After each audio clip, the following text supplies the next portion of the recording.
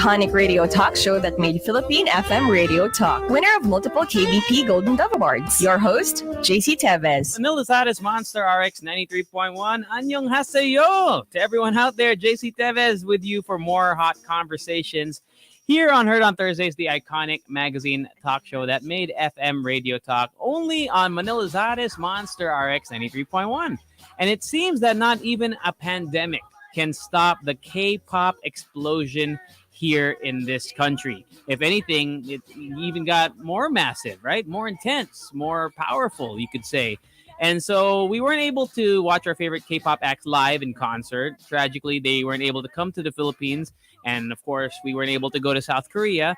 But on the other hand, we got to watch them and even interact with them more intimately via online events. Not only that, the Hallyu, or Korean Wave, conquered everybody, from your some Gyupsa-loving friends and your titas and mommies who are now who are now part of the BTS army, right?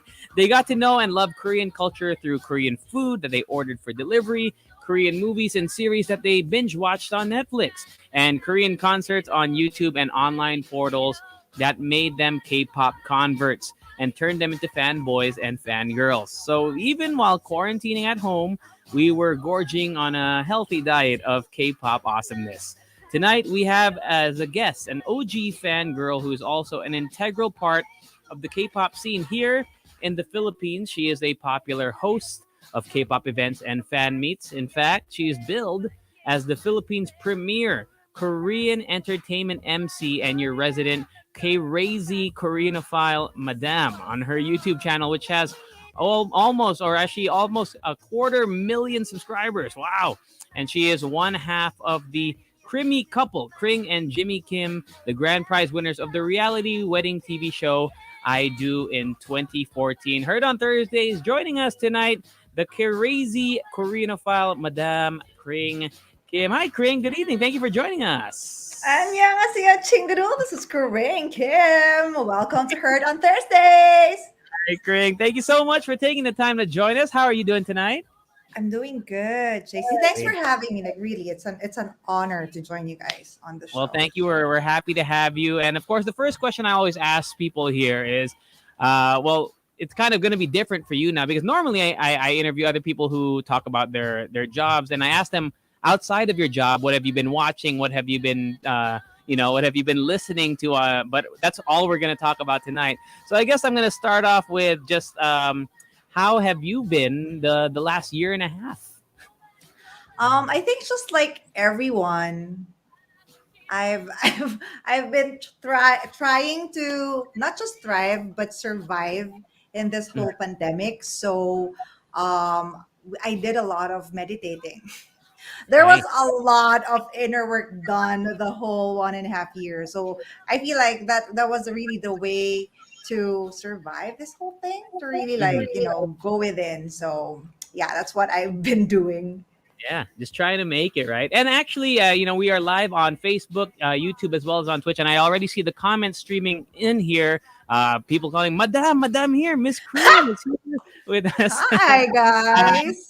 So actually, KRING, later on today, we're going to be doing a little bit of a giveaway, and I know you have a big fandom already here. But why don't you tell them what you have in your storage unit somewhere? Thousands of it, I'm sure. But what are we giving away? First and foremost, I just want to say hi to the Kringles and the Krim millionaires who are definitely listening, tuning in and watching tonight. Thank you guys. Maraming salamat for joining us, JC and I. And of course, I don't know how it's gonna. Do they have to share the link? I don't know, but we are gonna be giving away some BT21 official merchandise for our listeners. Free shipping. We will take care of it, so don't worry about that. JC will let you know how you can win, but we will be giving away BT21 official merchandise. So thank you, Creamy Boodle Gang, for sponsoring it for me. Yeah, so to everyone listening only on air right now, if you go to any of our live streaming pages, whether it be YouTube, Facebook, or Twitch, all you have to do is share the stream, and then later on, our digital team will pick 3 winners. So if you are listening right now, if you're watching right now, all you have to do is share the stream. But let's get to learn more about KRING. Yeah, I know you have a lot of fans already, KRING, but there's still people out there who are like, who is this awesome what is that? Pink haired MC, crazy, crazy Koreanophile that we have to get to know her. So, Kring, Uh-huh. let's start with your, I like to call it your origin story. If you were a superhero, how did you become the super crazy Koreanophile madame that you are now? Where did you start? How did you begin? And tell us your kind of like a little bit of a mini story here. Well, I started to I became a K-pop fan in 2003 or 4. That was like 18 years ago or something. I Huh. was I was 5. I'm just kidding. I was very young that time. So we're not gonna talk about my age. We are not Okay. gonna talk about my age. Okay. But I that was like the start of the second generation of K-pop. And I actually started with Korean movies. I started watching it first, and then I got into K-pop. Um, I don't know how it really began, but just like everyone else in the Philippines, I was a fan of Meteor Garden. I know a lot of our listeners were. So I was like, I think I used to hang. So I kind of got into Asian entertainment first, like Taiwanese and Japanese anime and those things, and then as a part of that whole movement, I got into Korean entertainment naturally. So that's how it began. And that time, I couldn't even like. I think I can count with my like maybe no maybe there were less than 50 K-pop fans in the whole Philippines. I'm not Really? kidding. Like, yeah, 2003, 4. I don't Yeah, even know if true. people knew of K-pop at that time. And then um, I became friends with them. We were a very small community.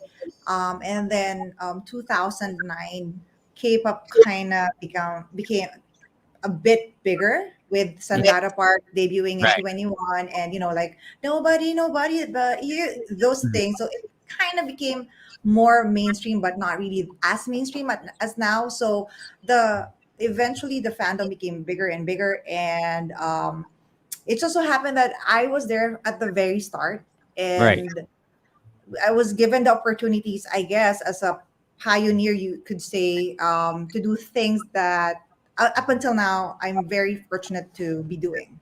Right. Well, that's great, and I mean, look at the success that you've had by being, like you said, a pioneer. When you were 5 years old in 2003, right? I mean, Yeah. it pays off. I wanted to talk about. You said the in 2003 you mentioned it was around like the second generation of K-pop. Can you give us a little bit of a rundown about what generation of K-pop music are we in now? Because I'm not really familiar with the whole K-pop scene. But what do you mean by generation, and how do we know like what generation we're in right now, etc.? All right. So, I mean, this is really like the things that I love talking about. Really, Good. like, thanks for asking that. So, we are currently in the fourth generation. So, if you would look at K-pop, because people might think that, oh, K-pop has been around like what, 10, 15 years. No, they've been here since 1994, 95. So that was like the first generation. So you have like HOT, SES, and those things. And during that time, that was just like for the audience of K-pop that time was like local Koreans. And that was until maybe 2003. And then SM Entertainment, if you're familiar with SM Entertainment, they're Hmm. kind of like, I would say, I mean, they kind of start, I don't know it, they kind of start the beginnings of each generation. So the first generation started in 2000 in 1995 with their first boy band, which was HOT, and then they debuted this really like massive group called TVXQ in December 26th, 2003. I don't even know why I know the date, Oh, but you know the specific date. That's I great. know because they came out on the show with Britney Spears Okay. in 2003. Anyway, so Wow.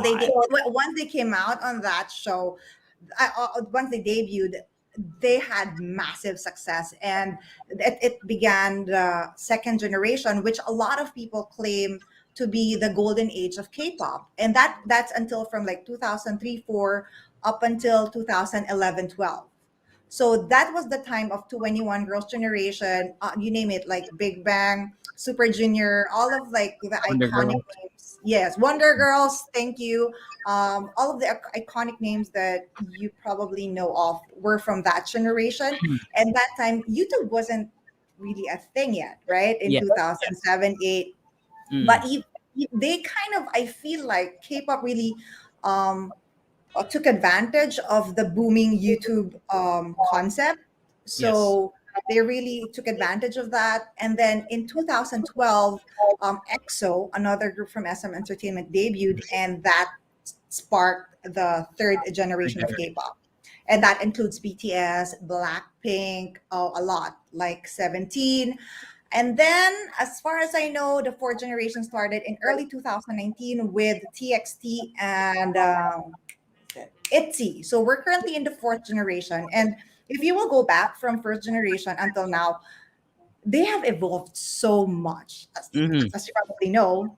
Yeah. Um, Un- and I think it's just kind of unfair that people would, because we have like P-pop in the Philippines, right? Now, mhm. right now, when people compare P-pop with K-pop, we are just starting with P-pop, but K-pop has been around for like 25 or so years, and they had that like quarter of a century time to develop their product, and Yeah. that's why it's really, really good. Right. I agree, and I Am think I thank you for talking too the. much? I'm so No, sorry, no, no, but no, this is like no, I'm just no. so It's passionate about no, this. no, it's great. It's a great musical history lesson. Like I didn't know a lot of those things. I'm glad that I'm starting my musical journey during the fourth generation. I love Blue Hour by TXT. Like that's my Ah, jam. I love that song.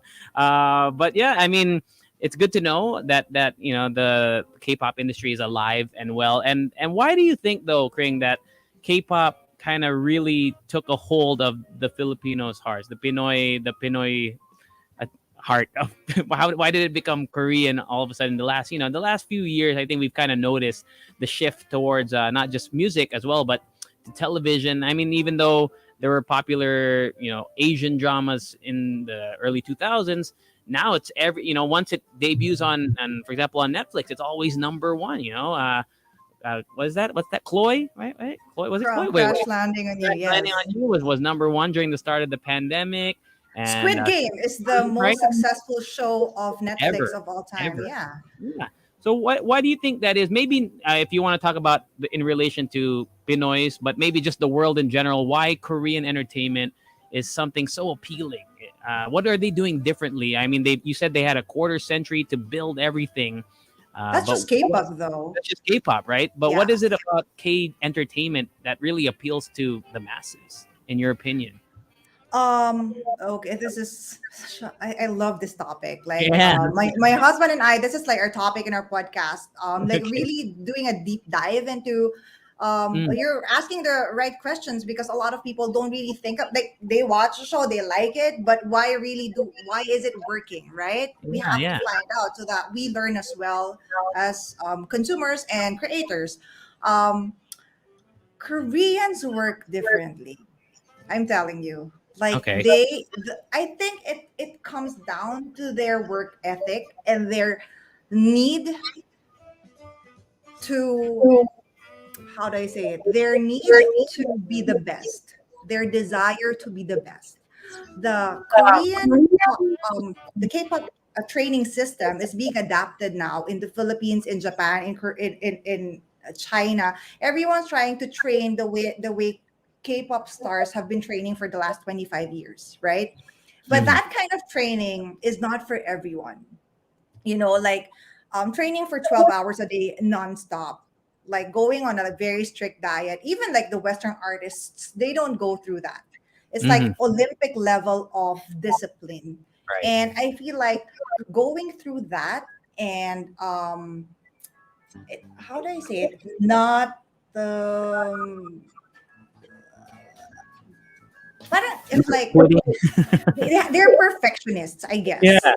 You know what I mean? So Mhm. I know that, of course, the West, they're very good. They're perfectionists as well. Of course, cinema started from the West, Mhm. but Koreans have a way of like storytelling and marketing, right? I mean, they're not going to come out with a product unless it's like perfect. So I Perfect. guess that's why it's doing so well. Like Squid Game, as we all know, was written 13 years ago, Yeah. right? 13 years ago. And Hmm. it took him that long to develop the script and to like pitch it to different people. And it was just the perfect timing now. And there's actually a kasabihan. There's a kasabihan in Korea, Mm. na parang whatever currently, what is Korean is the most trendy. So the more Korean you are around the world, the more trendy, Tre- or you know what I mean, in fashion, in beauty, in food, in music, in entertainment. You know what I mean? Like Yeah. the closer you are to the Korean standard, Hmm. the higher chances you will have to succeed. Well, that's according to them. I just Right. read it. Right. Yeah. So they really they've developed it so well. Yeah, it's a great standard to set. If you ask me, I mean, they have the best. Well, I love their food. Their skincare is on point all the time. You know what I mean? They Oh my gosh. I mean, when you think skincare, you think Korean, right? You don't think Exactly. French Exactly. skincare, you don't think Right. Australian. Yeah. So Kring, I gotta ask. Well, you started, way back in the day, and you can speak Korean now, and Not you're also fluently though. That's fluently, right? yes. But you're also married to a Korean, Jimmy Jimmy. Kim, Yes, Jimmy yes. Kim. So let's talk. Are you more Korean than Pinaina right now? You think? I really don't think so, because I'm based here. So Okay. if I were based in Seoul, just like Mm, some of my friends who were married to Koreans, I probably would have been, more Korean. But yeah, he was the one who had to adjust. adjust to you. Actually, yeah, yeah. So now he speaks fluent Filipino, di Okay. ba? Yeah. How is your? I mean, you said you're not fluent in Korean, but I assume you're better than 99% of the Pinoy population. But how? I mean, how is like being like in a sense bilingual? How has that helped your career? Because you are now the go-to person for Korean events when it comes here. When it comes to Korean, when they have Korean artists come, you're one of the go-to MCs for that. How did you kind of get into that industry? Let's talk about that. How did you host your? What do you remember your first hosting, and how did you get picked for that? Okay, so I think a lot of people might think na parang, who's this woman and why is she the one always like there with the opas and my idols?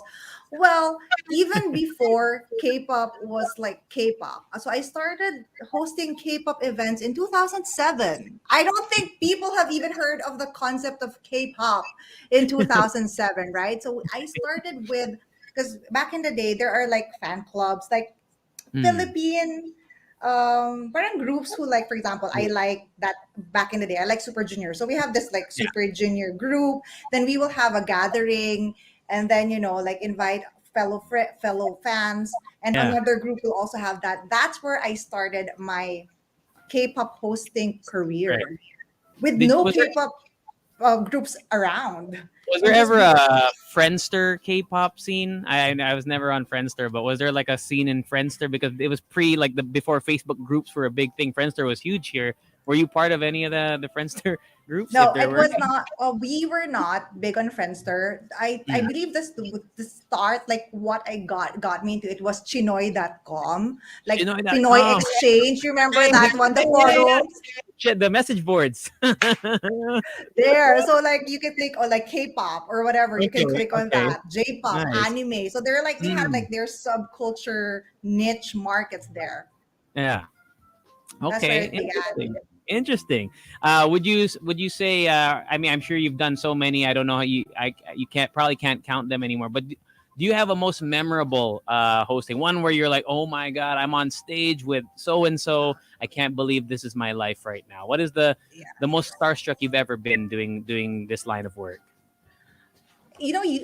I've done it for so long and for so many times. People might think that I'm so used to it, but even now during the pandemic, and I would get invited to host like an online fan meeting, it's still I'm still really like not just grateful, but almost like shocked that I get to do this, for this long. You know what? Some people, their career, they would do it like 3 years, 4 years. I've been doing it for so long.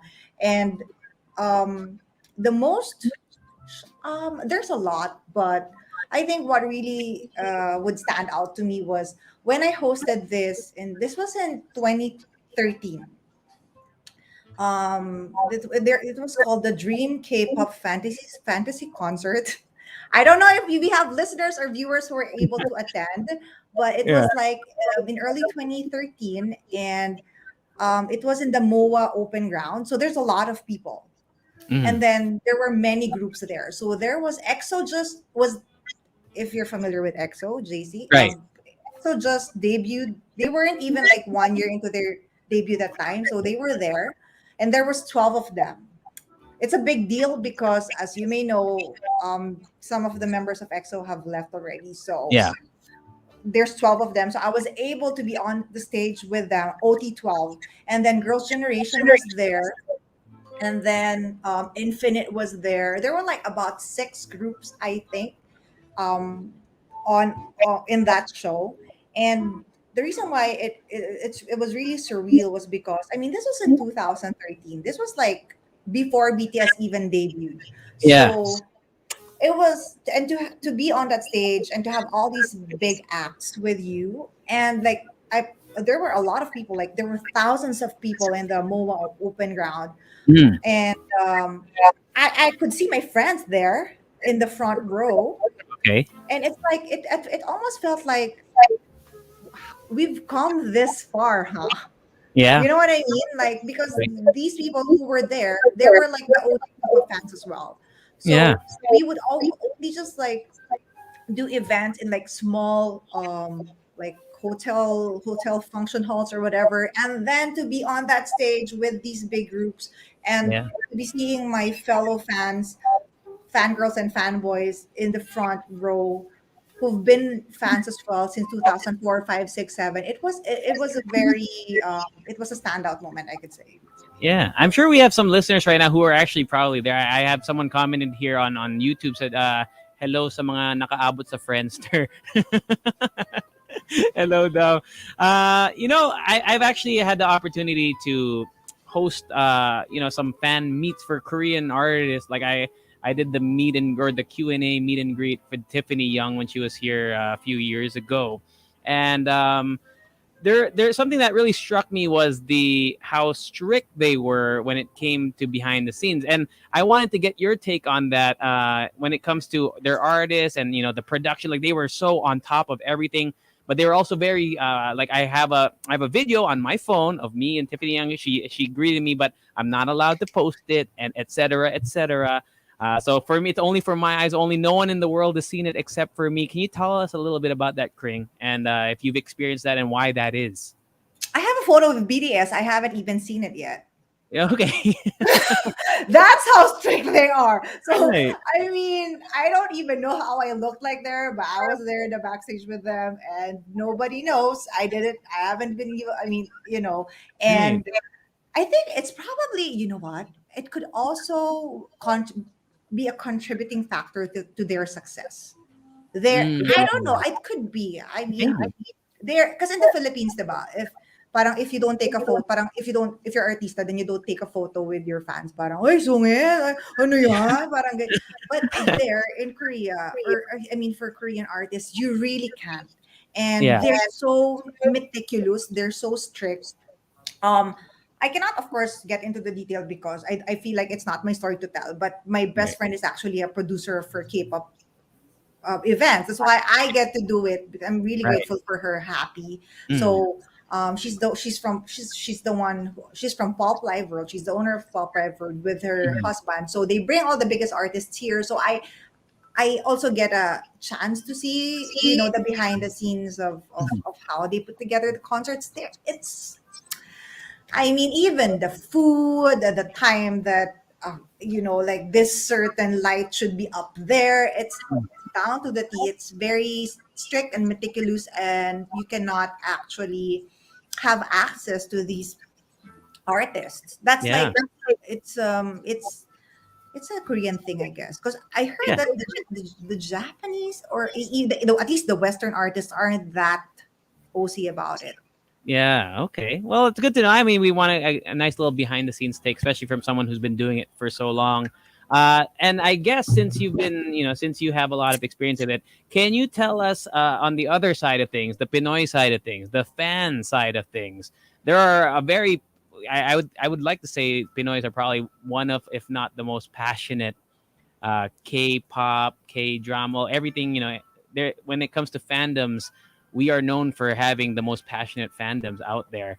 Uh, Pinoy fandoms and what you like about them, maybe some things that you hope they could improve on. Obviously, you don't want to step on anyone's toes here, but there are also some things that you see on social media where artists are harassed or hounded, and it's crazy. Can you tell us a little bit about your experience with that? Well, this is one thing I have to tell people, especially those who haven't watched concerts or they've just become fans recently, maybe during the pandemic, or they really haven't had the chance to to watch concerts. Philippine K-pop concerts are literally the best in the world, bar none. I mean, I cannot think of another country that I've watched a concert in that's better than the Philippine crowd. We really are the best. And I think I mean, EXO, they even say that EXO has a Philippine smile. They only smile a certain way when they're in the Philippines. No, no, no, for reals. I heard it from Oh, yeah. Okay. yeah, it's kind of popular, famous, like in the international EXO fandom. Like whenever Mhm. EXO comes here, they have a certain aura that they don't have Dao. I don't know. They don't have internationally. But Okay. I've watched a big band concert in I mean, I've watched in other countries, but I watched the Big Bang concert in Hong Kong, and I'm like, really? Because if it were in the Philippines, we would be like, the passion, it's burning, and so that's it. Like I feel like in terms of concerts, we Mhm. have the best crowds for sure. Okay. In terms of the like not so good side, um, the thing is, like, I guess internationally, the fans, regardless of the nationality, there would always be toxic fans. So it's not really Yeah. exclusive to the like. It's not a Filipino thing Yeah. particularly. Mhm. There's a lot of sasang. You know the sasang, like the stalkers. There's Stalkers. yeah. Oh So wow. sasang is a term which means they're like overboard, over the top stalker fans who would go to the house, like break into the house of the idols, stay What? inside the closet. I No There's way. like a Crazy. lot of like horror stories, like Oh idols boy. receiving like not gifts, like items with blood, and they're Yeah. crazy. Okay. Wow. That's intense, huh?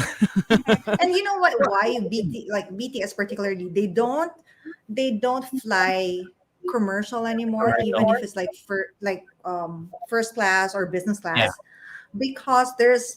I also just heard it from my fellow fangirls. I haven't really done it. I don't really know the details. I just heard about it. There's Okay. an airport mafia DAO, according to Oh them, which wow. means basically that some of the airport personals, they would know the flight details of these Mhm. artists, and Yeah. then they would sell the seats to the fans No way. for like 500,000, but like expensive. $1,000. Right. Wow. Like Okay. and then Wow. so that when you go to the kunyari even if business class, katabi mo, like, okay, beside me is V, V. or like beside me is this like Korean drama actor. Yeah. So that's why it's really hard for them. Okay. It makes sense. That's why they fly private now then, huh? Because Mm. of things like that. Well, there you go. I wanted to do a kind of a deep dive on BTS. But before we move on to that, just real quick, since we're on the topic of fans, so not to single out Pinoy fans now, but just K-pop fans in general. A thing that I see online, especially online, it's a bunch of gatekeeping and fandom wars. My bias is better than your bias. My group is better than your group. Why is that such a big issue, and why does that happen? I think that happens especially to the younger fans.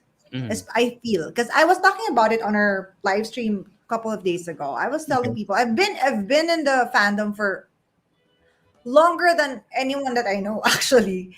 Okay. And I've seen groups who were very big in 2007, like they were the kings of the world in 2007, 8, and then of course, their career will decline. Then somebody will be better in 2009, 10. Then you know what I mean. It goes up and down, goes up and Yeah. down.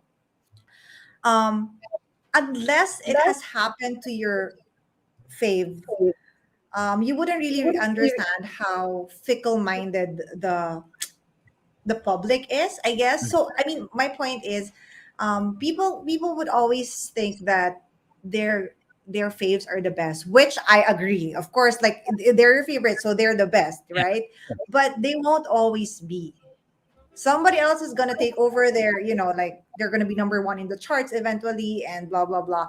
And Mhm. I've seen it would happen with so many groups. Okay, Mhm. case in point, in 2008, 9, in the Philippines, the biggest K-pop group was TVXQ. So if you go to an event, everyone was wearing red in the Yeah. Philippines. So there's like TVXQ. Come 2010, it became Super Junior. So now in all of the awardings, it became Super Junior that was the winner, and Mhm. then eventually it became EXO, and then it became BTS, and you know what I mean. So there's just, I personally, I stay away from the toxicity of it all. That's something that I've never, from the very beginning, I've never like. Participated in. Yes, Yeah. yes, yes.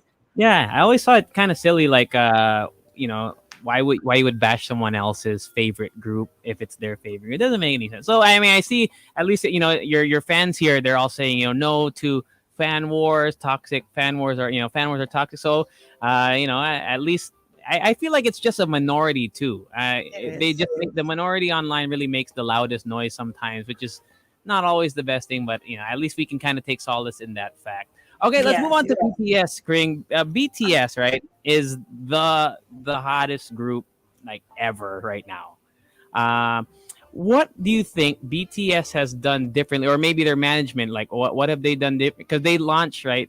You said that when it was the launch of the third generation. See, I'm learning the third generation, right? no, BTS, no. The third generation started with EXO. EXO. Okay, so this is BTS is part of Yes, the third newer generation. the The third third generation. Okay, generation, later on, right? but the later on. Okay, so Yes, what yes. exactly is made BTS? What was different with how they did things? Was it the musical choice? What do you think? I mean, what do you think they are? Because EXO and Super Junior were huge, right? But my mom never heard of Super Junior, or I'm not. No offense to Super Junior or EXO fans out there, but if I asked my mom back then, did you know Super Junior? Probably not. But my mom, who doesn't listen to K-pop at all. She knows BTS just Mhm, because they are just mhm, everywhere. So what is it about the army and BTS that kind of revolutionized the world, I guess? Not mhm. that it hasn't already, but what is something different about BTS in your opinion? What have they done differently? Okay, so funny because when BTS debuted, they weren't that big. So people have to realize that they debuted in 2013. Right. They started winning awards in 2016. Mm-hmm. So it was like 3 years from Years. their debut, which is not very, how do I say it? Like some K-pop groups, they debut in a year, in 3 months they're gonna be winning all these awards. So Mhm. it really took BTS a long time to see their success. But Okay. I think initially, the reason why, but they made really good music, but a lot of people made good music. I mean, it's not, it's just a matter of preference. But with BTS, kasi, they were, this is just my personal analysis, okay? Right. I mean, Of course. it's not like it's like a Yeah. fact, but Yeah. Yeah. they were under a small company, Big Hit Entertainment. That they were the only artist. Well, there were like some, like two or some artists of Big Hit, but they were like the main. Mhm. So they were, and Bang Si-hyuk, their producer, was gave them a lot of freedom to create their own music, express their own thoughts and feelings, which was not really great, which is not very common in K-pop that time. Okay. You know what I mean? So Yeah. especially in the bigger companies, there's a lot of management involved. But with BTS, because they're small, so I suppose that they're like, okay, if you want to make this song, okay, let's do this. So a lot of their songs, especially in like the Wings era, those things that really resonated a lot with the youth, with talking about freedom and mental health, and just a lot of things. And I they just appealed to the West. I feel they Okay. appealed a lot to the Western audiences, Mhm. and bad as it may sound, if you are big in the West, naturally people are gonna pay attention Pay from attention, right? anywhere, everywhere in the Yeah, world. makes So sense. that's what happened with them, I feel. Mhm. And their fans are really, they have a massive fandom. Oh Well, yeah, if I really cannot say that, because if I say, oh, they have the most passionate, biggest fans, it would be a wrong for me to disservice. say that. Yes, because Service to I other fans. know the fans from every single fandom, and Yeah, they have their own way to support their faves. yeah, So it just so happened that they have a bigger number, like, you know what I mean, like more mass. right. Therefore, they can create movements I see. Okay. and Well, drive more. It has more. So the more number there is, more impact there will be. So that's yeah. what happened with BTS, and they just kept on coming up with better and better and better songs. So yeah, that's why they're so big now. Yeah, they're always number one here on our monster hit list. And they're number one in the charts. They're on every and I like how you mentioned the influence of their popularity in the West because in the West, I feel like especially Hollywood, etc. It's like the central hub for a lot of things that we do, where all the most of the shows that we watch are big in the West. And I mean, Squid Game is by Netflix, right? Netflix is more of a Western, it's a Western company. So things like that, I could see why. In that case, why since BTS appealed to the West, why they blew up. They're on late night talk shows. They're on they infiltrated every household in the West through Yes. different means, and I think that's a huge contributing factor as well. But it's also important to mention that they weren't the first group that tried, Yeah, you know, of course you had Wonder Girls in 2008, yeah, trying to, and then even Girls' Generation tried it, and BoA, and there were other groups that tried doing it in the West, yeah, but they didn't have that kind of, I suppose, impact. I feel like with BTS, it was just the perfect timing. You know yeah, what I mean? Like the West was ready to welcome an Asian group who didn't sing in or speak mm, in English, and they had the fandom to back them up. yeah. And if you say something bad about them, you're gonna hear it from the fans. You So will. you know what I mean? They were very careful, and yeah. I think so. All right. Well, that's great. And I love this deep dive I mean, we've only talked about one group right now in the last 10 minutes and you have so much knowledge about it. And obviously, we can't talk for, another 3 hours, but you do have a YouTube channel. You also mentioned you have a podcast. Can we talk about those and what you talk about on each specific channel? Let's start with the podcast. What's the name of your podcast and what topics do you tackle on there? The podcast is called All Things K, and it's with my husband. So it's all things Korea. Okay. So we talk about K-pop, K-drama, K-food, K lifestyle, K-culture, and these, I feel like we are the only ones who are doing it, because there are people who talk about, like, they're K-drama fans, right? So they talk Yeah. about K-drama. There are Right. people who talk about K-pop, so they do K-pop. But with us, it's really like a 360 of the Korean culture and Hallyu, or Korean entertainment. Hmm. And then it's from a perspective of a Filipino fangirl like me, and of course my husband, who is Korean. And we talk about a lot of, like what I was explaining earlier. We talk about a lot of the behind the scenes and the backstories of these things that you would just normally, gloss over. Like, Yeah. oh, Squid Game is big, but okay, but who is the director, and Yeah. why did he get Kong Yu, and why is, like, Lee Byung Hun there? You know what I Yeah. mean? Because they have this connection. I actually really thoroughly enjoy our podcast, because even for me, I learn a lot from my Yeah. husband. For sure, for sure. So that's available, I believe, wherever all podcasts are available. So all the Yes, streaming yes, platforms. correct, Okay, correct. perfect. And let's talk about YouTube. You have a quarter million, almost quarter million subscribers. First of all, is there pressure on you when you see that number and you see that audience? Do you feel scared at all when you see that number at all? Um, you know what? No. No. Okay. um, I have a very different philosophy in life. We're all just gonna die anyway, so might just as Okay. well. You know what I mean? Just enjoy life. So if it's successful, good for me. If Okay. people don't watch it, I mean, too bad for them. As long as I'm enjoying and living my best life. You I know what I love it. mean? So I know Yeah, how it definitely. can be triggering for some people. Like I have to upload every day. I have to like do this and that. But thankfully, I've done a lot of inner work, JC, Okay. over the Okay. last 2 years. That helped me, not be too conscious about the numbers or too conscious about what people think of me and my content. Okay. But the thing is, actually, for a year, about a year now, starting October last year, I've been like taking like long breaks. Before the pandemic, I was uploading twice a week, I think. Wow.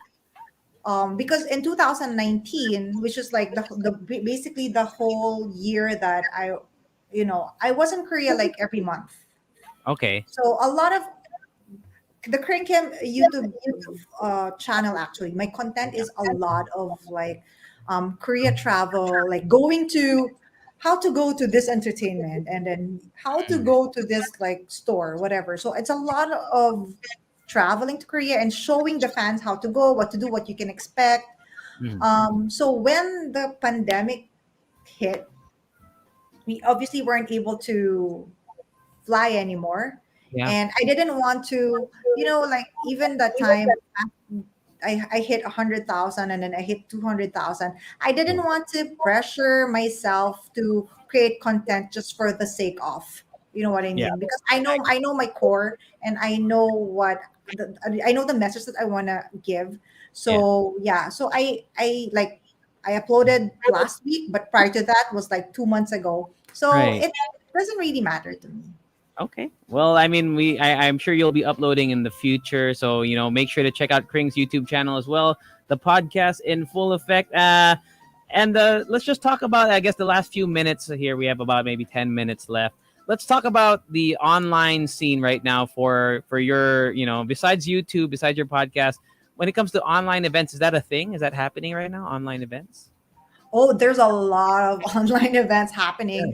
Yeah. Um, the thing is, with the online events, they wouldn't need hosts like me anymore. Okay. Because like if it's like in Korea, they have this whole like setup platform for international audiences, like with subtitles, whatever, with their own hosts. Hmm. So there's actually more as you mentioned on the introduction, there's actually more chance for the fans to interact in a sense because it's so accessible now. But there's a lot. So basically, before, okay, I'm sure the fans know about this. Before, there are events called like fan signing. Okay, fan Yes. signing is when they sign in front of them, right? Mhm. And fans buy, like some of the people I know, they buy 100 albums to get in because it's a raffle, Yeah. Yeah. right? So now Mm. they don't have that. What did the entertainment companies do? They have the video call. So it's Wow. still the same concept. You still have to buy 100 albums to to potentially have the bigger, higher chance to participate in that. But then Wow. instead of the fan sign, you can have a video call with your bias. So that's great. Okay. Cool, cool. I want to talk about what's the name? I'm sorry, it escapes my memory. But what's the name of your fan group? Uh, Oh, Kring. What was it? well, Kring. it, Sorry. it Yeah. used to be Kringles, so the Okay. fan of Kring Kim when I was Okay. like doing vlogs and everything. But Okay. recently, since I start, because every Wednesday I have a YouTube live stream on. Live Yeah, stream. so I don't upload, but I have live stream every Wednesday on YouTube with my husband, and we are called the Crimmy Couple. So our followers are called Crim Millionaires. They call Millionaire. themselves that, Crim Okay. Millionaires. So we have a Viber community, and it's just we do giveaways almost every day. Actually, we have more Wow. giveaways than participants. So guys, if you want to To be honest, we're like, I'm begging, please join our group because like who's gonna take this album? It's gonna be the same people taking home these prizes because Right. too many. So Yeah. Just a reminder to everyone who's listening and watching right now, if you share the stream, you are eligible to win some merch, BT21 merch. yes. And before we come to a close, Kring, I know you probably get asked this a lot. You probably have talked about it on your podcast and on YouTube, but we just got to talk about your favorites. I know it's a difficult question to ask. I don't know if it is it a controversial thing to answer for you when Not if I ask controversial, but hard. hard. Okay. Do you have a favorite K drama right now? That, or maybe, and if it's not a favorite, what is one that you think people haven't seen yet? In the maybe an older one, if you want to recommend an older one that people haven't seen yet. Jay-Z, all of my and my husband's favorite dramas, people don't really watch because Really? yes, because they know how. Well, okay, guys, you have to watch my recommendations because most of our recommendations are we don't really watch romance. Okay. So most of the shows that we watch are like really legit, like you know what I mean, like Yeah. society kind of drama. Okay. So I just want to let people know. So before my favorite, and JC, you have to watch it. You have to All watch right. Miseng. It's on sorry, it's on Netflix. It's called Netflix. Miseng Incomplete Life. That's like that was my favorite drama before, but it was elbowed by another drama which just came out 2 months ago, a month before, a few weeks before Squid Game. Okay. This drama is actually more trending in Korea than Squid Game was. Can you Really imagine? It's cool. called DP. It's on DP. Netflix. DP. It stars Song Hae In, and it's about Korean military service. It is like a 6-part movie.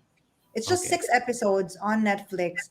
You guys have to watch it, and it's brilliant. It's like perfectly done, perfectly made. DP. Okay. And about food, what about food? Actually, any restaurants that you recommend, Kring, here? What is the most authentic for you? Or does your husband, do you and your husband just cook it at home because it's good enough? Well, might as well promote Rico's restaurant that he's a part of, like the one Okay. in Quezon City, Soul Train. They're actually good, and I cook a lot. Not Okay. sorry, I don't cook a lot at home, but I also don't eat a lot of samgyeopsal. I know Filipinos think samgyeopsal equals Korean food, but it's actually not. It's very Okay. rare that you would eat samgyeopsal in Korea, actually. Okay. All right. I mean, I guess that we've come towards the close of the show here. But Kring, we really learned a lot from. I learned a lot personally, and I'm sure. Well, your fans here probably knew everything already, but people listened who haven't seen you. They probably have found a new appreciation for the depth of everything Korean. Music, movies, food, and whatnot. Can you say what do you have any parting words for your Cremillionaires and what you want to say? Of course, tell invite everyone once again to check out your content. What plans do you have in the future as well? Yeah, well, well, definitely I'm going back to YouTube more regularly because I got my team back. So, we're gonna be doing more Korean. All of my content are Korean. That's why I didn't want to just do any content. I wanted to specifically make it like Korean related content. So please watch out for my feature vlogs on YouTube, and of course our Spotify, or Apple, whatever, our podcast, All Yeah. Things K. And we have a live stream every Wednesday at 7 p.m. on my YouTube channel. That is another way that you can, interact with us. If you have any questions about anything that is like bothering you about anything Korean, perfect way to ask us through that live stream. And Cool. I guess in terms of message, just don't really, to everyone listening, I know this is not Korean related anymore, but first and foremost, enjoy your life, live your best life. You're just gonna die.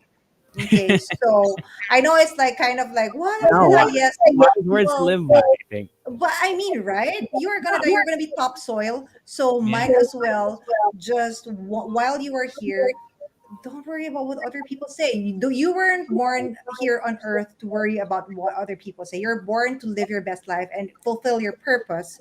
So find that purpose and yeah, make it happen.